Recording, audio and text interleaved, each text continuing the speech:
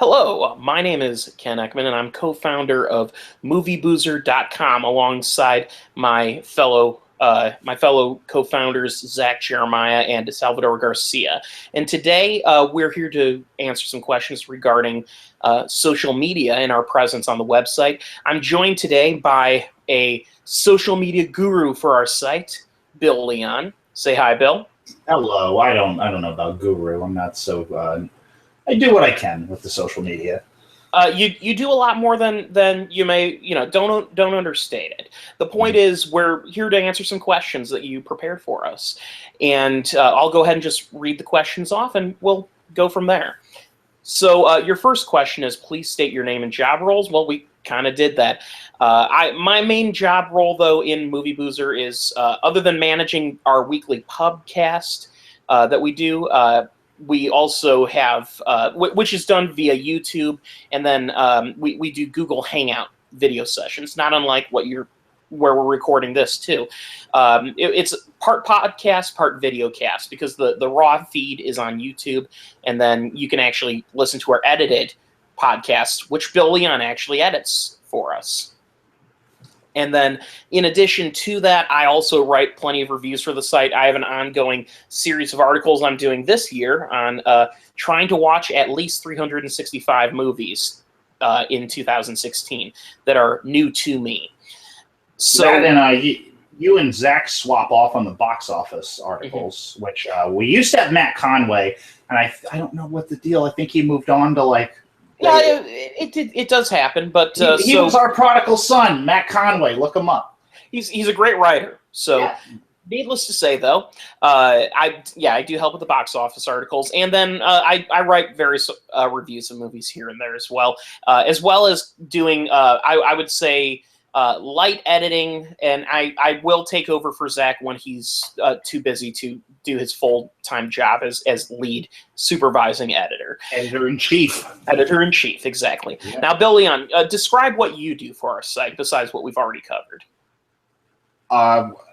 You've covered the podcast. I do a lot of work with the podcast. I've started separate podcasts, kind of like non-movie podcasts. We have a couple music podcasts going on that I host, and I've written my movie reviews. They've kind of been on hold for a little bit. I need to get back into that. I'll run the Twitter and Facebook every once in a while. And that's the other thing. What Bill Leon does quite a bit more than any of us is he responds on Twitter. He's kind of our social media presence.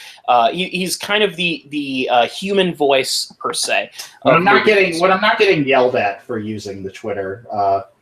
I posted some Haunted House 2 screenshots that were quite controversial. Well, and that's the thing. It's the next question is, how do you use social media, i.e. promoting articles, film news, or news about the business? And there's several things we do for how we use social media. At a very basic level, when we post an article, we will have it tweeted out there. We'll have it on Facebook so that people know that article is available to be viewing. I think before I came into kind of commanding the Twitter a little bit, along with Sal and whoever else has access to it, I think we really followed that team follow back mentality of I'll follow you, you follow me, and that's kind of how the Movie Boozer Twitter built up its 20K or however fuck many people follow us on there. It was very much a work in progress. We didn't at first we didn't quite know everything, and we still don't. But we didn't know what we were doing at first. I'll be honest. Yeah. And over time, as we tested the waters, we learned more and more about how we use it. So the most important thing, first of all, as I mentioned, is we note that we have a new article published. But in addition to that, we have Bill Leon here who will occasionally respond to people who tweet back at us with questions. We also will have Bill Leon will sometimes start random articles on various topics. Go ahead and give us an example of one you've done. Well, as far as Twitter goes, and as far as that articles, I'll do random album reviews or whatever, or rant about anything that's been on my mind lately. But as far as Twitter goes, we have the automatic feed that posts the articles to the Twitter. And it's all about engagement. If you are engaging with people and they think that like, oh, this isn't just some business Twitter account, it's like a person and it's more interactive, I think, and I'm not 100% sure, but I think that that's part of why, if anybody comes back to the Twitter, that would be the reason. Certainly, and of course we're not Twitter experts, but we've been running this site for well over 5 years at this point, and we really are committed to making it as successful as we can. Of course, the important thing to keep that functioning as is to always make sure that when it's promoted, that it is that it's done professionally, but also with because of our website and we have a sense of humor about it, we like to maintain that sense of humor. And that sort of gets into how we use Twitter to get people interested in the website. Is we will occasionally tweet out things that we're going to be doing live. For instance, when we do our Oscar night, we do a live stream of the Academy Awards, and it's basically just a raw video of us ranting about what's happening on film. As we watch, yeah. And it's just we tweet that out to try to get people interested in engaged in watching a bunch of people crazy things they're seeing on the internet. Mm-hmm. And then of course with the Academy Awards. So with that, Bill, now how else would you use Twitter to get people interested in the website? I think of all the people that kind of do promotion for the site, I have a very do-it-yourself mentality to it. I try to ride the line of coming off as like a good, knowledgeable news source, website, criticism, whatever, kind of thing you want to lump it into. But I don't think that it should come off as like a robot wrote this, or like there should be a real personality, I think. And of course, yeah. Early on, we did use a little bit more automation in our social media, and it did get us some followers, but they weren't nearly as committed. And so the important thing is to keep that human voice on it. Mm-hmm. I know you said for your next question you wrote here, do you use Twitter Analytics, the Twitter Analytics button, to see the activity on your tweets? We to an extent, we do look into our analytics, but I have found that focusing too hard on analytics can sometimes bring out kind of a cold investment in you, where you are you feel less engaged about trying to engage people on a more personal level and more focused on just the hard numbers. So I don't pay as much attention to analytics now as I did when our website started up. The new analytics system is good because it tells you what time of day your tweets get the most activity. Right. That helps. That's a thing that should be paid attention to. Outside of that, the only thing I ever really looked at, statistics-wise, is the clout of people following us. Mm-hmm. And of course, go ahead. Different verified accounts or like different internet reviewers. Like I seen Nostalgia Chick followed us, and that may have just because I shouted out to her. I was doing a live tweet of Men in Black 3, and I linked to her reviews of Men in Black 1 and 2 and said, shout out to Nostalgia Chick, and then she followed us. I don't know if she pays attention to the stuff that we tweet, but the fact that she follows us and I watch her videos and respect what she does, that's kind of nice. It's the overarching world of internet critics. We all kind of try to help each other out to an extent. And so that's just, that's certainly an important thing involved in that. So in your final question that you asked, how useful is Twitter when you are promoting a review or article? It can depend on how the promotion is done. I would say marquee recognition, because like, for example, I think one of our biggest reviews to this day is Frozen. Mm-hmm.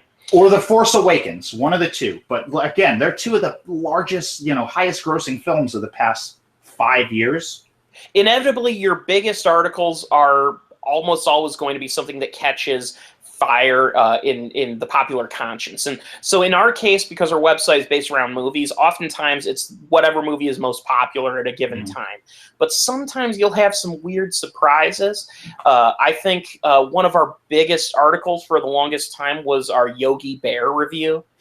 Why? Yeah, it wasn't a particularly great movie, and it wasn't a hugely popular movie, but I think it was because of the way we promote it on social media. I know Yogi Bear was one of our earliest reviews, and how Zach wrote the article, he made sure to, it was a very cynical kind of descent into madness of an article, and the way it was tweeted out in social media kind of reflected that insanity. Mm-hmm. And I think that caught fire. The important thing is to find that hook that catches someone's eye, so they don't think, oh, it's just another review by a bunch of moron, nerds. I can't speak on Yogi Bear specifically, but I think one of the things that has kept the website afloat is just the gimmick of the drinking games, because that's how I came into it. I just Googled Jack and Jill drinking games, mm-hmm. and that's what. And there was a period before I even contacted these guys to write for them. I would pick bad movies out each week and pull up the Movie Boozer drinking game and play them with my friends.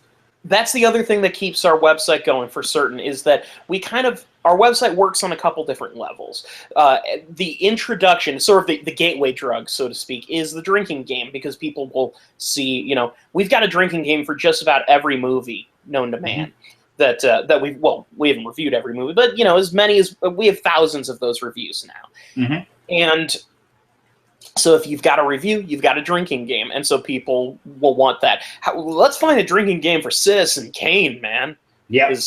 And so that's your introduction. And then when people read the drinking game, inevitably their eyes are drawn to what we have next, which is the review. And the review is usually, we do our best to make it a pretty good encapsulation of the movie. And that's where we have our beer rating system, where we rate a movie between one beer and a six-pack. The toast being one beer, mm-hmm. which is, every movie deserves a toast. A toast to film, good on you for having that movie. The best movie is a movie that you can have a beer with and enjoy.